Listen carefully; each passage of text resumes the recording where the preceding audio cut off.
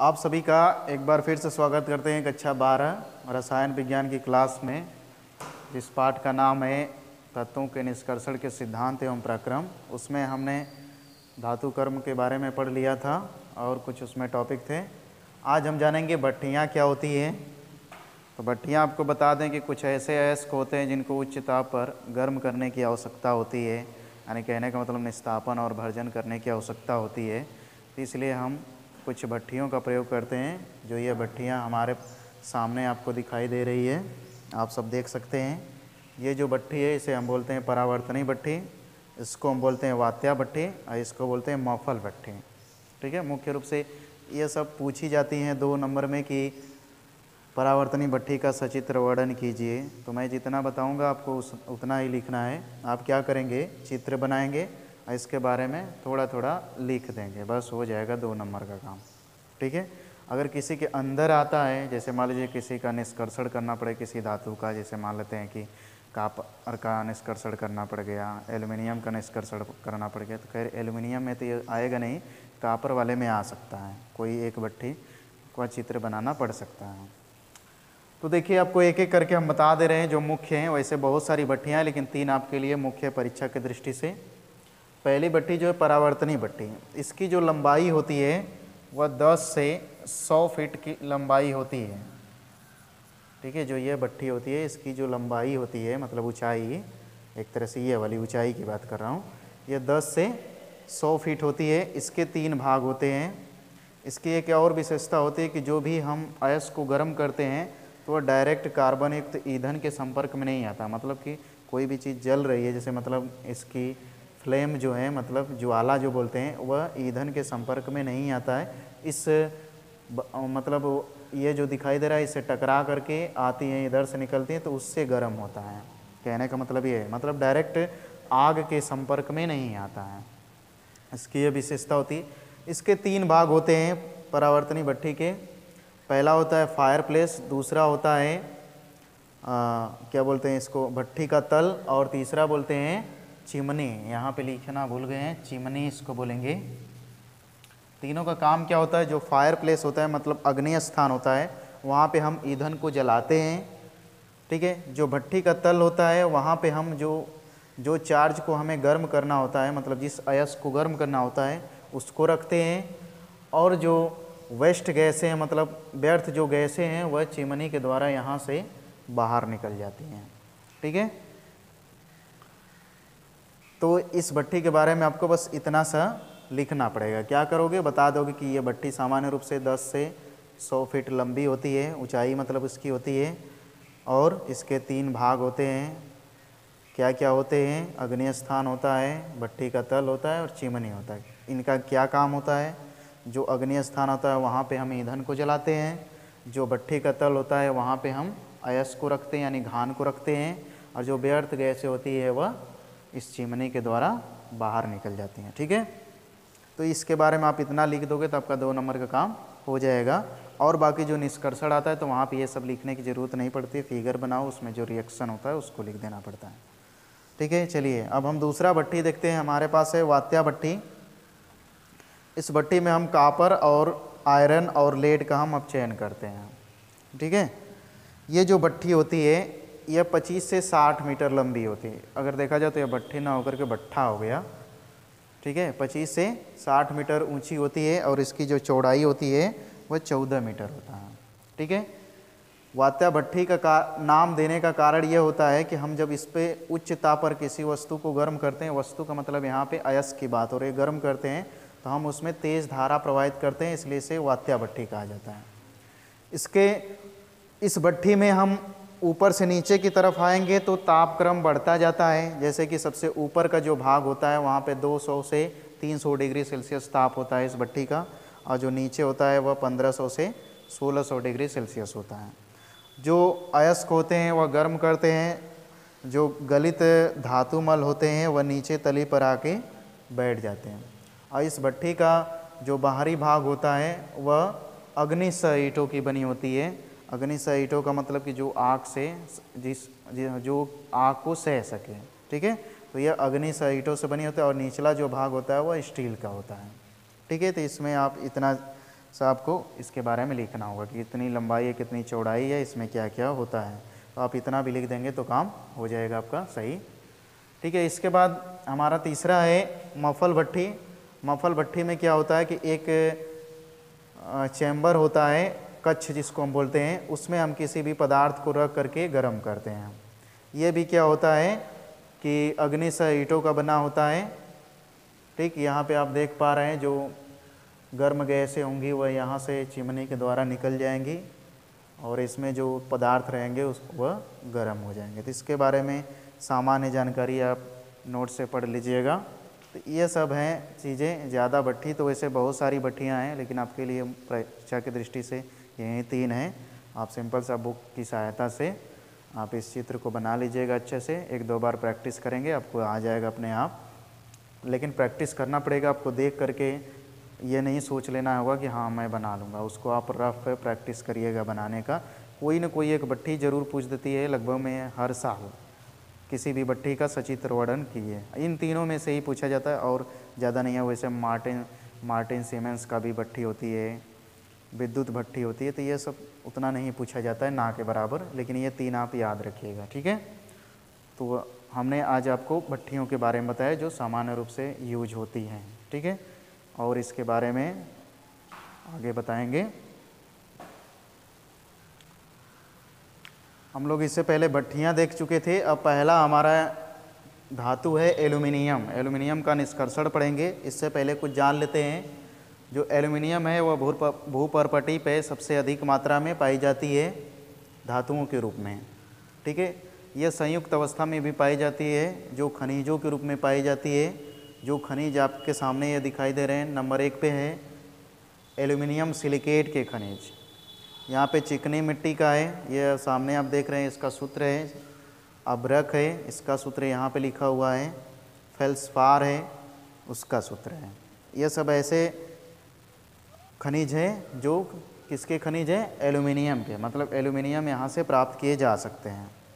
फिर है ऑक्साइड खनिज, यहाँ पे है बॉक्साइट है, डायस्कोर है, कोरंडम है। इसमें सबसे इम्पॉर्टेंट होता है बॉक्साइट, क्योंकि बॉक्साइट से ही एल्युमिनियम धातु का निष्कर्षण किया जाता है। इसके बाद कुछ फ्लोराइड खनिज हैं, जैसे क्रायोलाइट है Na3Al(F6), और एक सल्फेट खनिज है एल्युमिनियम का, जो यहाँ पे आप देख रहे हैं K2SO4 Al2SO4 का होल थ्राइस .4AlOH का थ्राइस। ठीक है, ये सब हमारे एल्युमिनियम के खनिज हैं। तो आपको बता दें कि एल्युमिनियम जो होता है, आपको पहले भी बता चुके हैं कि एल्युमिनियम जो है धातु, वो भूपर्पटी पे सबसे अधिक मात्रा में पाई जाती है। अगर धातु की बात किया जाए तो ऑक्सीजन सबसे अधिक पाई जाती है। ठीक है, एल्युमिनियम जो है वह संयुक्त अवस्था में कुछ खनिजों के रूप में भी पाई जाती है। जो खनिज आपको बता चुके हैं, ये एल्युमिनियम का सिलिकेट हो गया, ऑक्साइड खनिज हो गया, फ्लोराइड खनिज हो गया और सल्फेट खनिज हो गया।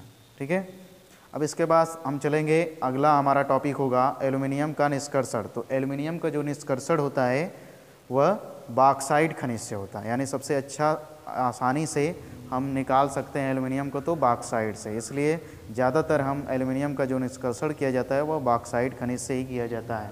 बॉक्साइट खनिज यहाँ पे देख रहे हैं Al2O3.2H2 है।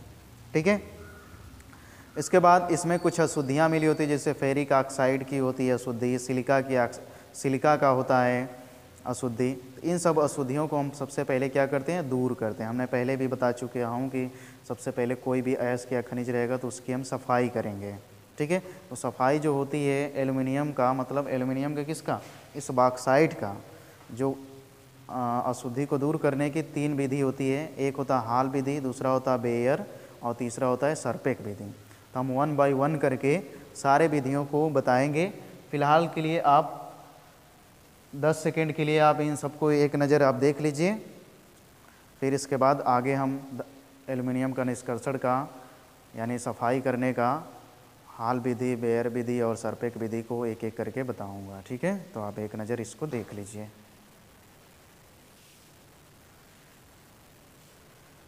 चलिए, तो हमारा नेक्स्ट टॉपिक है एल्युमिनियम का निष्कर्षण। आपको बता चुके हैं कि एल्युमिनियम का जो निष्कर्षण किया जाता है वह बॉक्साइट के द्वारा किया जाता है, और जो बॉक्साइट होते हैं उसमें फेरिक ऑक्साइड और सिलिका की अशुद्धि विद्यमान रहती है। इस अशुद्धि को दूर करने के लिए हम 3 विधियों का प्रयोग करते हैं, हाल विधि, बेयर विधि और सरपेक विधि। तो हम सबसे पहले देखेंगे हाल विधि। हाल विधि में क्या होता है कि जो बॉक्साइट खनिज होता है, यहाँ पर देख लीजिए ये बॉक्साइट खनिज है। बॉक्साइट खनिज का अभिक्रिया सोडियम कार्बोनेट के साथ चूना की उपस्थिति में करते हैं तो क्या होता है, सोडियम मेटा एल्यूमिनेट प्राप्त हो जाता है। ठीक है, फिर से सुन लीजिए, बॉक्साइट जो खनिज होता है उसे सोडियम कार्बोनेट के साथ चूने की उपस्थिति में गर्म करते हैं या क्रिया कराते हैं, यहाँ पे गर्म लिखा हुआ है, तो सोडियम मेटा एल्यूमिनेट प्राप्त होता है। ठीक है, फिर क्या करते हैं, जो सोडियम मेटा एल्यूमिनेट होता है और अवशिष्ट पदार्थ होते हैं उसको हम जल से धोते हैं, तो जो अवशिष्ट पदार्थ होता है वो ऊपर की तरफ तैरने लगता है और जो सोडियम मेटा एल्यूमिनेट होता है वह जल के साथ घुल जाता है। ठीक है, तो जल के साथ घुल जाता है तो हम जो फिर क्या करते हैं, फिर हम उसे छान करके अलग कर लेते हैं। छान करके अलग करते हैं तो जो उसके साथ अशुद्धि होती है वह अलग हो जाती है और जो सोडियम मेटा एल्यूमिनेट का विलयन बचता है, ठीक है, उसको हम क्या करते हैं 30 से 40 डिग्री ताप पर गर्म करते हैं और उसमें फिर CO2 गैस को प्रवाहित करते हैं, तो हमारा एल्युमिनियम हाइड्रोक्साइड का अवक्षेप प्राप्त होता है। फिर उसे हम छानते हैं, फिर छान करके उसको जल से धो करके सुखा लेते हैं और सुखा करके फिर उसको गर्म करते हैं, मतलब इसको गर्म करते हैं AlOH का थ्राइस, तो बनता है हमारा निर्जल Al2O3। ठीक है, तो हाल विधि में ही करना। सबसे पहले क्या करेंगे, बॉक्साइट खनिज को सोडियम कार्बोनेट के साथ गर्म करेंगे चूने की उपस्थिति में, तो क्या बनेगा, सोडियम मेटा एल्यूमिनेट बनेगा। फिर क्या करेंगे, सोडियम मेटा एल्यूमिनेट को और जो अवशिष्ट पदार्थ होंगे यानी बेकार पदार्थ होंगे उसको जल से धोएंगे, तो जो सोडियम मेटा एल्यूमिनेट होता है वह जल में घुल जाता है और जो अशुद्धि होती है, अवशिष्ट पदार्थ होते हैं वह जल में नहीं घुलते, वह तैरने लगते हैं, तो उसको हम छान लेते हैं। जब छान करके उस अवशिष्ट पदार्थ को अलग कर लेते हैं तो हमारे पास बचा क्या, सोडियम मेटा एल्यूमिनेट का विलयन, क्योंकि भाई जल से धो रहे हैं तो सोडियम मेटा एल्यूमिनेट जल में घुल गया तो जल के साथ वह विलयन बना लिया, तो वह सोडियम मेटा एल्यूमिनेट को हम अलग कर लेते हैं। फिर क्या करते हैं, सोडियम मेटा एल्यूमिनेट जो विलयन होता है उसको हम 30 से 60 डिग्री सेल्सियस पे गर्म करते हैं और गर्म करके उसमें कार्बन डाइऑक्साइड गैस को प्रवाहित करते हैं, तो हमें एल्यूमिनियम हाइड्रोक्साइड हमें प्राप्त हो जाता है। ठीक है, यहाँ पे देख लीजिए प्राप्त हो गया। अब क्या करेंगे, अब जब यह प्राप्त होता है सफ़ेद अवक्षेप हमें मिल गया, सोडियम बार बार आ रहा है, एल्यूमिनियम हाइड्रोक्साइड का अवक्षेप हमें प्राप्त हो गया, तो हम फिर से उसे छान लेते हैं, तो पानी अलग हो गया और जो अवक्षेप हो गया हुआ मुझे मिल गया, क्या मिल गया, एल्यूमिनियम हाइड्रोक्साइड। फिर उसे क्या करेंगे, जल से अच्छी तरह से धोएंगे, धो करके उसको सुखा देंगे और सुखा करके फिर क्या करेंगे, उसको गर्म करेंगे फिर से, तो हमें निर्जल मतलब कि बिना जल का एल्यूमिनियम ऑक्साइड मिलेगा, Al2O3 मिलेगा, एल्यूमिनियम ऑक्साइड। ठीक है, तो हाल विधि में यह है। इसके बाद हमारा दूसरा आता है बेयर विधि। ठीक है, चलिए अगला हमारा विधि है दूसरा, बेयर विधि। बेयर विधि भी हाल विधि की तरह है। इसमें क्या होता है कि हम तब इस विधि का उपयोग करते हैं जब फेरिक ऑक्साइड की अशुद्धि अधिक मात्रा में होती है, तब करते क्या है कि जो बॉक्साइट खनिज होती है उसकी अपक्रिया सोडियम हाइड्रोक्साइड से 150 डिग्री पे कराते हैं, तो सोडियम मेटा एल्यूमिनेट प्राप्त हो जाता है। फिर सोडियम मेटा एल्यूमिनेट में थोड़ा सा जल मिलाते हैं और जल मिला करके 25 से 30 डिग्री सेल्सियस पे इसको हिलाते हैं, तो यह सोडियम मेटा एल्यूमिनेट चेंज होता है एल्यूमिनियम हाइड्रोक्साइड में। फिर ये एल्यूमिनियम हाइड्रोक्साइड को गर्म करते हैं तो निर्जल हमें एल्यूमिनियम ऑक्साइड प्राप्त हो जाता है। उसमें क्या था, सोडियम कार्बोनेट से करा लेते चूने की उपस्थिति में हाल विधि वाले में। इसमें क्या है कि बॉक्साइड की अपक्रिया सोडियम हाइड्रोक्साइड, वहाँ पे सोडियम कार्बोनेट साथ चूने की उपस्थिति में था। ठीक है, यहाँ पे क्या हो गया कि बॉक्साइट ही है, सोडियम हाइड्रोक्साइड आ गया और यहाँ पे 150 डिग्री ताप पे गर्म किए तो हमें सोडियम मेटा एल्यूमिनेट प्राप्त हुआ। फिर सोडियम मेटा एल्यूमिनेट को क्या किए, थोड़ा सा इसमें जल मिलाए, जल मिला करके उसको 25 से 30 डिग्री ताप पे थोड़ा सा हिलाना शुरू किए, तो वह बना लिया एल्युमिनियम हाइड्रोक्साइड। फिर एल्युमिनियम हाइड्रोक्साइड को पहले की तरह हाल विधि की तरह क्या किए, गर्म किए। तो गर्म किए तो इसमें से जल के अणु क्या हो गया, बाहर निकल गए और हमें निर्जल Al2O3 प्राप्त हो गया। ठीक है, तो ये हमारा 2 विधि समाप्त हुआ। तीसरा विधि है हमारा सर्पेक विधि। सर्पेक विधि को यहाँ पे लिखते हैं। चलिए, तीसरा जो विधि बता रहे थे वह है हमारा सर्पेक विधि। सर्पेक विधि में क्या होता है, इस विधि का हम तब प्रयोग करते हैं जब सिलिका की अशुद्धि अधिक मात्रा में होता है। ठीक है, उससे पहले हमने बताया था बेयर वाले में। बेयर में क्या था, जब फेरिक ऑक्साइड की अशुद्धि अधिक मात्रा में होती है। और इसमें क्या है, जब सिलिका की अशुद्धि अधिक मात्रा में। प्रश्न 60 में पूछा जाता है कि जब सिलिका की अशुद्धि अधिक मात्रा में होती है तो किस विधि द्वारा एल्युमिनियम का शोधन होता है। तो आप बता दोगे सीधा, किसका, सर्पेक विधि का। अगर फेरिक ऑक्साइड की अशुद्धि अधिक मात्रा में है तो किसका प्रयोग करेंगे, बेयर का। ठीक है, और बाकी बचा तो वह आपका हो जाएगा हाल वाले में। सर्पेक विधि में क्या होता है कि जो बॉक्साइट खनिज होती है उसमें कार्बन को मिलाते हैं, यानी कार्बन का मिश्रण बनाते हैं और बॉक्साइट का मिश्रण बना करके नाइट्रोजन गैस की धारा में 1800 डिग्री सेल्सियस ताप पे गर्म करते हैं। किसको गर्म करते हैं, बॉक्साइट को। ये आप देख रहे हैं बार बार Al2O3.2H2O, यह बॉक्साइट है। तो बॉक्साइट और कार्बन के मिश्रण को नाइट्रोजन की धारा में 1800 डिग्री ताप पर गर्म करते हैं तो हमारा एल्युमिनियम नाइट्राइड प्राप्त होता है। ठीक है, क्या प्राप्त होता है, एल्युमिनियम नाइट्राइड। और उसमें जो सिलिका उपस्थित होता है उसका सिलिकॉन में अपचयन हो जाता है। ठीक है, दूसरा स्टेप आते हैं। दूसरा स्टेप में यह है कि जो एल्युमिनियम नाइट्राइड होता है उसमें जल मिलाते हैं। ठीक है, जब जल मिलाते हैं तो यह बना लेता है aluminium hydroxide plus ammonia gas, जो कि बाहर निकल जाती है। फिर आ जाइए पहले की तरह, फिर एल्युमिनियम हाइड्रोक्साइड को गर्म करते हैं तो हमें निर्जल क्या मिल जाता है, एल्युमिनियम ऑक्साइड। इसको हम एल्यूमिना भी बोलते हैं। ठीक है, तो इस तरह से तीनों विधि को आपने समझ लिया, कैसे कैसे हम सबका शोधन किए। सबसे पहले हाल विधि में क्या किए कि जो बॉक्साइड था उसको चूने के साथ सोडियम कार्बोनेट के साथ गर्म किया तो हमें सोडियम एल्यूमिनेट प्राप्त हुआ, Meta aluminate, sodium Meta aluminate प्राप्त हुआ। फिर सोडियम मेटा एल्यूमिनेट के विलयन को हमने 30 से 60 डिग्री पे गर्म किया तो हमें एल्युमिनियम हाइड्रोक्साइड मिला। फिर एल्युमिनियम हाइड्रोक्साइड को गर्म किया तो हमें एल्यूमिना प्राप्त हुआ, मतलब Al2O3 प्राप्त हुआ। बेयर विधि में हमने सोडियम हाइड्रोक्साइड के साथ 150 डिग्री पर गर्म किया तो भी हमें सोडियम मेटा एल्यूमिनेट प्राप्त हुआ। फिर उसमें हमने जल डाल करके एल्युमिनियम हाइड्रोक्साइड बनाया। फिर एल्युमिनियम हाइड्रोक्साइड को हमने गर्म करके Al2O3 में कन्वर्ट किया, जिसे हम एल्यूमिना बोलते हैं। इसमें भी तीसरा वाला जो है हमारा सर्पेक विधि। सर्पेक विधि में हमने क्या किया कि बॉक्साइड खनिज था और कार्बन के मिश्रण को नाइट्रोजन की गैस की धारा में 1800 डिग्री पे गर्म किए तो एल्युमिनियम नाइट्राइड प्राप्त हुआ।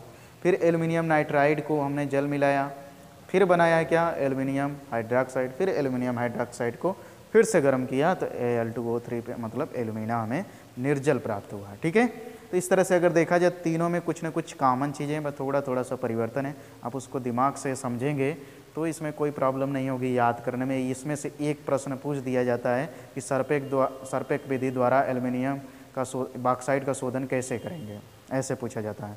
तो आप इन तीनों को आप जानते रहिए, बहुत कठिन नहीं है। ठीक है, तो हम इस क्लास को यहीं पे समाप्त कर रहे हैं। हमने आज 2 टॉपिक को कवर किया, जो भट्ठियाँ और दूसरा एल्युमिनियम का निष्कर्षण। ठीक है, अगले क्लास में मिलेंगे तो हम कॉपर का निष्कर्षण करेंगे। तो इस क्लास को यहीं पे समाप्त कर रहे हैं। लास्ट तक बने रहने के लिए आप सभी का एक बार फिर से धन्यवाद।